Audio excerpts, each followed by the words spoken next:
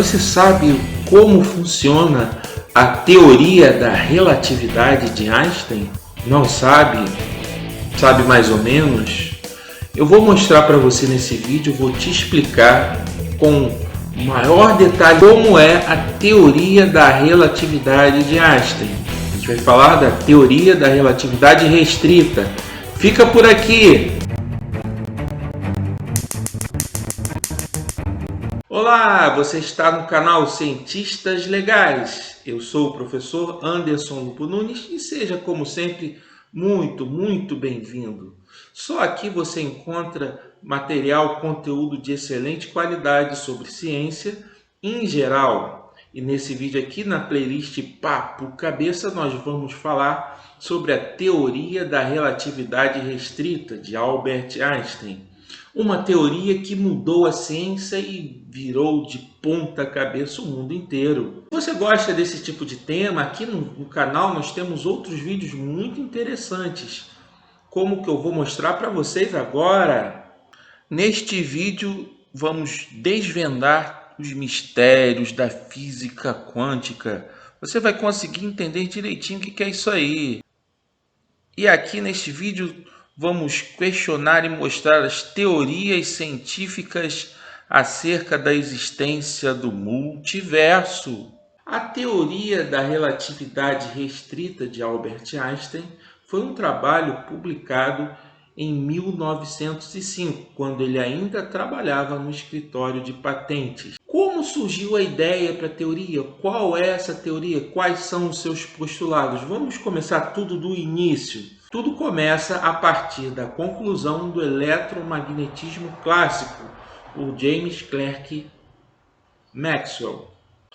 Maxwell concluiu as equações que descrevem completamente o eletromagnetismo clássico. A partir destas equações, ele consegue deduzir a partir destas equações do eletromagnetismo clássico as equações que descrevem a chamada onda eletromagnética, que não havia sido verificada experimentalmente, ainda não sabia bem o que era. Mas ele conseguiu demonstrar que existem ondas eletromagnéticas. Olha aí as equações de Maxwell e as equações das ondas eletromagnéticas. Olha a imagem. Aqui nós temos as famosas equações de Maxwell. A lei de Gauss para o magnetismo, a lei de Ampère-Maxwell e a lei de Faraday-Lenz. À esquerda na sua forma integral e à direita na forma diferencial. É a partir desta forma diferencial que estamos vendo aqui é que foi possível chegar nas equações das ondas eletromagnéticas, tanto para o campo elétrico quanto para o campo magnético, conforme estamos vendo aí. Assim, no seu cálculo, Maxwell chegou à velocidade da onda eletromagnética a partir da dedução teórica das equações das ondas eletromagnéticas. E aí, ele fez os cálculos, chegou à velocidade da onda eletromagnética no vácuo, na ausência de matéria. E nessas condições, ele chegou à conclusão que a velocidade da onda eletromagnética é igual a essa equação aí, ó. Substituindo os valores, nós temos o seguinte, por grande surpresa de Maxwell, que essa velocidade da onda eletromagnética era igual aos resultados que já se tinha na época para a velocidade da luz no vácuo. Então Maxwell pensou, poxa, deduzir a equação, a fórmula que descreve a velocidade da onda eletromagnética no vácuo. E é igual à velocidade da luz no vácuo. Qual a conclusão que ele chegou? Que a luz é uma onda eletromagnética. Vamos voltar à equação. Observe esses parâmetros aí, μ0 e ε0, olha eles aí. Esses parâmetros eles são constantes e eles dependem de características do circuito elétrico. Esses valores não mudam de acordo com a velocidade do referencial e coisas assim. Essa foi a grande inquietação de Einstein. Espera aí. A velocidade da luz no vácuo depende desses parâmetros elétricos e eles não mudam. Se eu estou me deslocando para um lado ou para o outro, se eu estou observando a luz vindo de um lado ou do outro, as constantes elétricas não vão mudar com isso. A velocidade na luz do vácuo é um parâmetro constante. Ele percebeu isso e viu, poxa, isso entra em contradição com a teoria da relatividade clássica elaborada por Galileu Galilei. Pela teoria de Galileu Galilei, nós temos essas equações, olha aí. Considere na figura o referencial x, y, z e o referencial x', y', z'. O referencial x', y', z' está se movendo com velocidade v. Então, a posição vista do referencial x igual à posição vista no referencial x' mais a velocidade do referencial x' vezes o tempo. Então, para Galileu, e dentro do escopo da física clássica, esse é o movimento relativo. Isso significa o seguinte, significa que se o pensamento de Einstein, se eu me desloco com uma certa velocidade, me aproximando da luz que está vindo em direção a mim, eu deveria ver, pela teoria da relatividade de Galileu, eu deveria ver a velocidade da luz com uma velocidade maior, né? A minha velocidade mais a velocidade da luz. Se eu estiver me afastando da luz, eu deveria ver a velocidade da luz menor que a velocidade da luz no vácuo, supondo que eu estivesse no vácuo, numa nave espacial, me deslocando em direção à luz ou me afastando da luz. Eu mediria velocidades diferentes. Mas o resultado do eletromagnetismo clássico mostra que a velocidade da luz é um valor constante. E aí? Como conciliar as duas coisas? Havia um conflito grande entre a física clássica, entre a mecânica e o eletromagnetismo. Isso incomodou muito Einstein. Ele pensou numa solução para esse problema.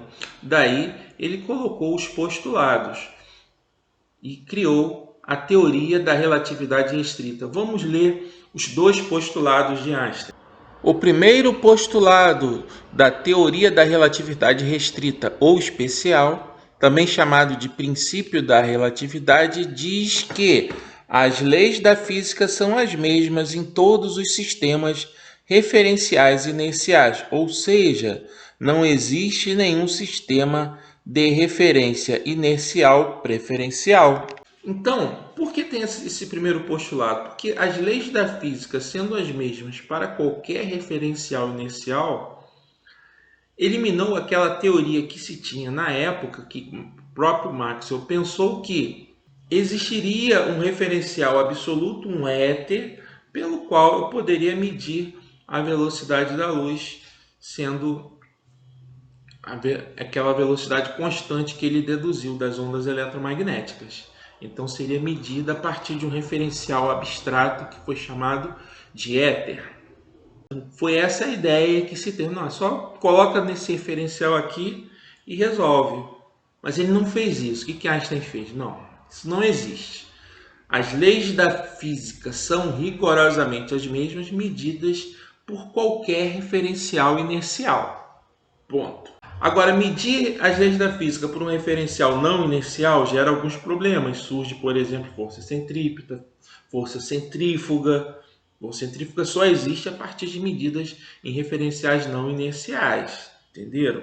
Então, isso já é problemático, os referenciais não inerciais, que implicam visões ou percepções diferentes das leis da física, para referenciais não inerciais. Tinha esse problema antes. Então ele não se preocupou naquele momento para referenciais não inerciais. Ele deixou para resolver isso depois. Uma outra teoria que surgiu anos depois, que a gente vai falar no vídeo seguinte. Então vamos nos concentrar primeiro para referenciais não inerciais. Tranquilo? O segundo postulado diz que a velocidade da luz no vácuo é sempre constante e é igual a aproximadamente 300 mil km por segundo. Assim, o postulado 2 estabelece o seguinte: a velocidade da luz no vácuo é sempre aquele valor constante.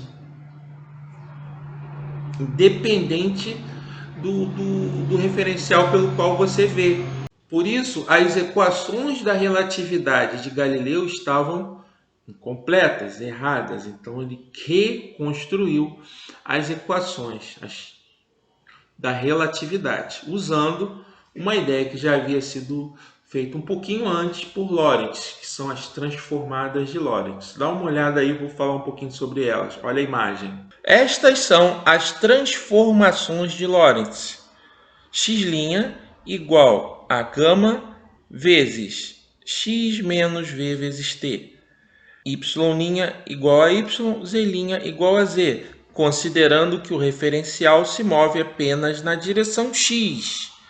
E o tempo também muda, o tempo fica t' igual a gama vezes t menos v sobre c ao quadrado vezes x, onde o termo gama é igual a 1 sobre raiz de 1 menos v ao quadrado sobre c quadrado. Ou a gente pode chamar de 1 sobre raiz de 1 menos beta ao quadrado, onde beta é a razão da velocidade do referencial dividido pela velocidade da luz no vácuo. Repare, se a velocidade v é bem menor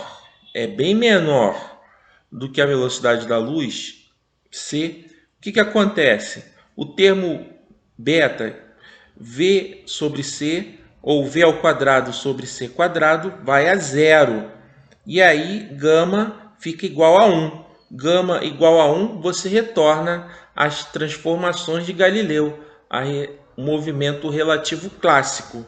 Então, quando a velocidade é bem menor que a velocidade da luz no vácuo, temos o regime clássico, as transformações de Galileu. Agora, quando a velocidade v é próxima à velocidade da luz, esse termo v quadrado sobre c quadrado não é desprezível e vai haver diferenças na posição x' e t'. O tempo também ficará diferente. Assim, para Einstein, o conceito de simultaneidade depende da velocidade do observador. E o próprio tempo torna-se relativo, como vimos nas transformações de Lorentz. Então, o tempo e o espaço mudam, dependem da velocidade, não são parâmetros absolutos. Por isso, o nome da teoria, teoria da relatividade. Tudo depende da velocidade do observador. A gente está supondo, por enquanto, que o observador está numa velocidade constante, que são referenciais não inerciais. Entendeu? Dois resultados diretos das transformações de Lorentz são a dilatação do tempo e a contração do espaço. Na dilatação do tempo, nós temos que ΔT2, o tempo medido por um referencial que se move com velocidade v, e ΔT1, medido por um referencial que está em repouso. Como podemos observar, ΔT2 é menor que ΔT1, o que indica que a pessoa que está se deslocando com velocidade v próxima à velocidade da luz vai perceber uma menor passagem de tempo. E para o referencial ΔT1, o tempo está dilatado. Já na contração do espaço, temos praticamente a mesma coisa. Para a pessoa que está no referencial em repouso, ele vai perceber o tamanho do objeto menor, a contração do espaço.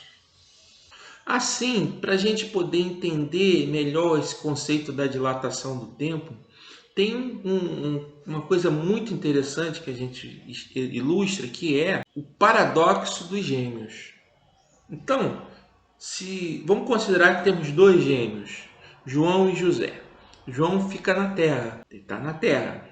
José é astronauta e vai para o espaço e em algum ponto de sua trajetória ele se desloca com velocidade próxima à velocidade da luz.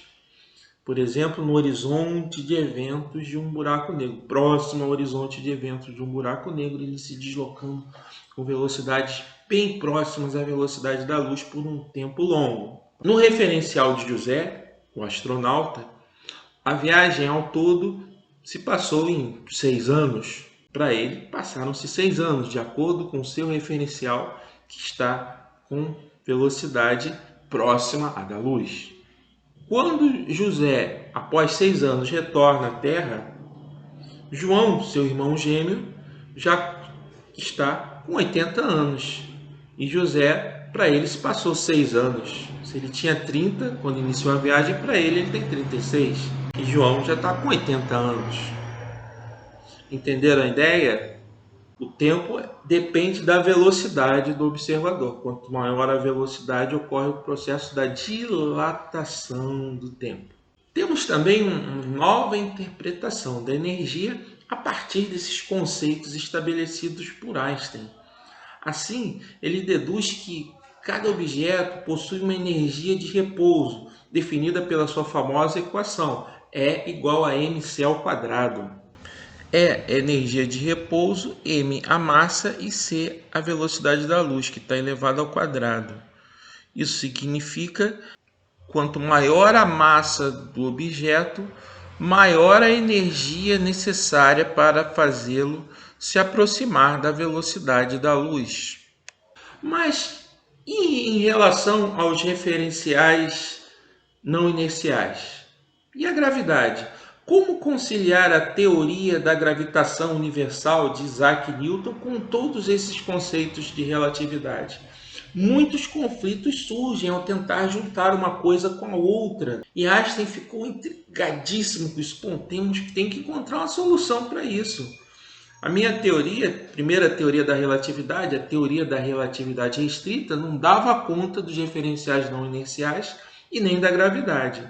Então Einstein pesquisou por mais longos anos, até encontrar a famosa teoria da relatividade geral. A teoria da relatividade geral mudou a concepção que se tem do universo. Ela teve impactos profundos na astronomia, na astrofísica, na cosmologia e gerou a descoberta de muitas coisas interessantes, como buraco negro, buraco de minhoca, Big Bang. É uma teoria incrível que a gente vai ver no próximo vídeo, nessa playlist toda especial que você está, Papo Cabeça. Até lá, conto muito com a sua participação aqui no canal. Se gostou desse vídeo, compartilhe, se inscreva no canal, deixe o seu like e assista os vídeos que eu estou mostrando aqui que são bem legais também. Até a próxima. Tchau, tchau.